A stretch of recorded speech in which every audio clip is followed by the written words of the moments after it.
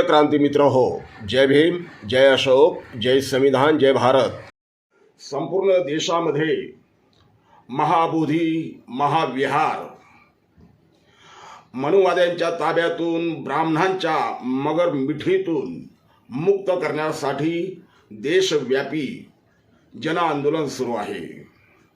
तर दुसरीकडे मध्य प्रदेशमध्ये ग्वालियर न्यायालयासमोर या देशाच्या संविधान निर्मात्याची विश्वरत्न डॉक्टर बाबासाहेब आंबेडकर यांची मूर्ती लागावी यासाठी देखील आंदोलन करावं लागत आहे. ही अतिशय शर्मेची बाब आहे. मित्रांनो, हे दोन्ही आंदोलनं आमच्या अस्मितेची आंदोलनं आहेत. आमची अस्मिता आहे, इथल्या बहुजनांची ती अस्मिता आहे, इथल्या भारतीयांची ती अस्मिता आहे. परंतु या अस्मितावादी आंदोलन सुरू असताना जे तथाकथित स्वतःला आम्ही बाबासाहेबांच्या विचारांचे वारसदार आहोत असं म्हणत बाबासाहेबांच्या रक्ताला अपमानित करणारे, बाबासाहेबांच्या रक्ताला विरोध करणारे आता कोणत्या बिळात लपलेत. महाबोधी महाविहार आंदोलन संपूर्ण देशामध्ये सुरू आहे. महाराष्ट्रामध्ये या आंदोलनात ॲडव्होकेट प्रकाशजी तथा बाळासाहेब आंबेडकर यांच्या नेतृत्वाखालील वंचित बहुजन आघाडी मोठ्या ताकदीनं, पूर्ण ताकदीनं मैदानात उतरलेली आहे. जागोजागी वंचित बहुजन आघाडीचे कार्यकर्ते बौद्ध जनतेला, बौद्ध अनुयायांना सोबत घेऊन आंदोलन करत आहे. तिकडे उत्तर प्रदेशमध्ये देखील चंद्रशेखर यांची भीम आर्मी आंदोलन करत आहे. तर ग्वालियरच्या संदर्भात देखील डॉक्टर बाबासाहेब आंबेडकरांची मूर्ती न्यायालयासमोर लागावी म्हणून एकटे प्रकाश आंबेडकर लढत आहे. चंद्रशेखर त्यांना साथ देत आहे. अशा वेळेला स्वतःला आंबेडकरवादी म्हणून घेणारे आणि बाबासाहेबांच्या नावावर पोट भरणारे, पोट भरू दुकानदार कुठं आहेत? त्यांचे चिल्लर पिल्लर चिटर कार्यकर्ते कुठं आहेत? का कोणत्या बिळात लपलेत? का बाहेर येत नाहीत? नेत्यांची गोष्ट सोडा, ते इथल्या व्यवस्थेला सरेंडर झालेले नेते आहेत. त्यांना मी रिपब्लिकन नेते वगैरे मानत नाही, ते सरेंडर नेते आहेत. आणि अशा सरेंडर लोकांकडून, गुलाम लोकांकडून अपेक्षा करणे व्यर्थ आहे. परंतु ते त्यांचे जे चिटर पिटर जे कार्यकर्ते आहेत, निदान त्यांनी तरी बाबासाहेबांच्या उपकाराची जाणीव ठेवून या आंदोलनामध्ये यायला पाहिजे, सामील व्हायला पाहिजे. परंतु निवडणुकीच्या वेळेला एखाद्या बेडकासारखे, जसं पावसाळ्यामध्ये बेडकं बाहेर येतात डराव डराव करत, तसं निवडणुकीमध्ये हे सगळे बाहेर येतात डराव डराव करत आणि त्यांची दलाली करून मोकळे होतात. परंतु ज्या ज्या वेळेला आंबेडकरी समूहावरती अन्याय होतो, अत्याचार होतो, त्या त्या वेळेला हे कोणत्या बिळात लपलेले असतात, हा मोठा संशोधनाचा विषय आहे. महाराष्ट्रामधला रिपब्लिकन म्हणून घेणारा एकही नेता प्रकाशजी आंबेडकर वगळता, सुजातदादा आंबेडकर वगळता, हे आंबेडकरी रक्त वगळता बाकी का कोणताही नेता धावून गेला नाही. महाबोधी महाविहाराच्या आंदोलनामध्ये नाही म्हणायला रामदास आठवले तिथं गेले, एक केंद्रीय मंत्री म्हणून गेले. परंतु महाराष्ट्रातल्या बाकीच्या नेत्यांना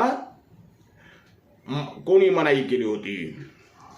ते ज्या ज्या पक्षाची गुलामी करतात त्या पक्षाच्या आकांनी, त्या पक्षाच्या त्यांच्या मालकांनी त्यांना बंदी घातली होती काय? का गेले नाही ते? बरं, महाबोधी महाविहाराच्या आंदोलनात त्यांनी तिथं बौद्ध गयाला ते गेले नसतील, हरकत नाही, त्यांना समाजसेवेतून वेळ मिळाला असेल. परंतु महाराष्ट्रामधल्या एकाही आंदोलनाचे नेतृत्व त्यांनी का केलं नाही? जोगेंद्र कवाडेंनी महाबोधी महाविहारासाठी एखादा मोर्चा का काढला नाही? रासू गवई यांचे चिरंजीव राजेंद्र गवई, मी अधिकृत रिपब्लिकन पक्षाचा नेता आहे असं म्हणणारे राजेंद्र गवई यांनी सुद्धा एक सुद्धा मोर्चा का काढला नाही? भले 1500 कार्यकर्ते नसतील त्या लोकांच्या मागे, परंतु मोर्चा काढायला यांना कोणी मनाई केली? यांच्याकडून आम्हाला अपेक्षाच नाही, त्यांच्याबद्दल बोलण्यात काही वेळ वाया घालवणं व्यर्थ होईल. परंतु ह्या महाबोधी महाविहार आंदोलनाच्या माध्यमातून म्हणा किंवा ग्वाल्हेरमधल्या बाबासाहेबांच्या मूर्तीच्या आंदोलनाच्या संदर्भात म्हणा, यांचे नकली चेहरे तरी आम्हाला पाहायला मिळाले. ग्वाल्हेरमध्ये 11 जून उद्या 11 जून रोजी आंबेडकरी समूहाचा एक मोठा जनसैलाब त्या ठिकाणी येणार आहे. भीम आर्मी तिथं आंदोलन करणार आहे आणि त्या भीम आर्मी बरोबर वंचित बहुजन आघाडी देखील त्या आंदोलनामध्ये सामील होणार आहे. महाराष्ट्रातल्या बाकीच्या नेत्यांना त्यांचे मालक म्हणतील त्यावेळेला ते जाग येईन त्यांना, तोपर्यंत ते आहे त्या बिळातच राहतील. फक्त ह्या दलालांना आंबेडकर घराण्याच्या विरोधात, आंबेडकरी रक्ताच्या विरोधात बोलायला ठेवलेलं आहे की काय अशी आम्हाला शंका येते. उठ सूट बाबासाहेबांच्या घराण्याच्या विरोधात बोलणारी ही अवलाद आमच्या समाजात जन्माला आली, हे आमचं दुर्दैव आहे. ते आमच्या हातात नव्हतं, परंतु ही अशी अवलाद डोकं वर काढणार नाही, राजकारणामध्ये दलाली करणार नाही बाबासाहेबांच्या फोटोची आणि नावाची, निळ्या झेंड्याची, याची खबरदारी मात्र घेणं हे आमच्या हातात आहे. आणि कोणत्याही निवडणुकीमध्ये इतर प्रस्थापितांना, जे जातीवादी पक्ष आहे, जे आता महाबोधी महाविहाराच्या संदर्भात एक आवाज बोलायला तयार नाही, एक ब्र काढायला तयार नाही, जे ग्वाल्हेरच्या बाबासाहेबांच्या पुतळ्याच्या संदर्भात जे मनुवाद्यांनी, नफरतखोरांनी बाबासाहेबांच्या पुतळ्याला विरोध केला, त्या मनुवाद्यांच्या विरोधात बोलायला देखील जे प्रस्थापित पक्ष तयार नाही, अशा प्रस्थापित पक्षांच्या कोणत्याही रॅलीमध्ये, कोणत्याही निवडणूक रॅलीमध्ये आमचा निळा झेंडा लागता कामा नये. आणि जे दलाल आमच्यातले गद्दार निळा झेंडा घेऊन तिथं जातील, त्यांना समाजानं मात्र योग्य तो धडा शिकवावा. पुन्हा आमच्या समाजामध्ये असे गद्दार जन्माला येणार नाही, याची दक्षता समाजानं घ्यावी. अहिंसक आहोत, अहिंसक मार्गाने आंदोलन सुरू आहे, शासनानं याची दखल घ्यावी.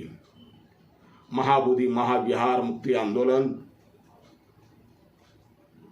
आणि ग्वाल्हेरमधील डॉक्टर बाबासाहेब आंबेडकरांच्या मूर्ती संदर्भातलं आंदोलन हे अतिशय शांततामय पद्धतीनं आम्ही हाताळत आहोत, करत आहोत. हे दोन्ही मुद्दे आमची अस्मिता आहे, आमच्या अस्मितेबरोबर कोणीही छेडखानी करू नये एवढं या ठिकाणी आम्ही नमूद करतो. जय भीम, नमो बुद्धाय. क्रांती मित्र हो, भीम पॅंथर आपल्या हक्काच्या यूट्यूब चॅनलला कृपया सबस्क्राईब करून आम्हाला विषमतावादी शक्तींच्या विरोधात लढण्यासाठी बळ द्या, शक्ती द्या, ऊर्जा द्या. कमेंट करा, लाईक करा, शेअर करा.